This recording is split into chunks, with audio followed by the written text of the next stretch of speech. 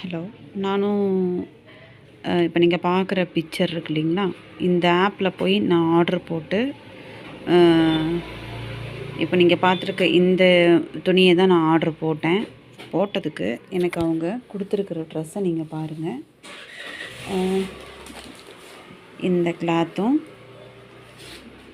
ஒன்றுத்துக்குமே ஆகாத இந்த கிளாத்தும் தான் கொடுத்துருக்காங்க. இது வந்து ரொம்ப பழைய துணி. இந்த இன்னொரு பீஸ் இருக்குது, அது ரொம்ப மோசமாக இருந்துச்சு, அதை நான் காட்ட விரும்பலை.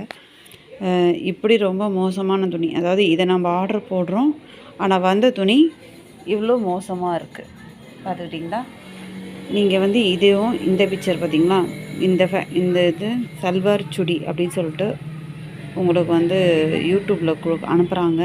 அதை போய் நீங்கள் ஆர்டர் போடுறேங்கிற பேரில் மோசம் போயிடுவீங்க.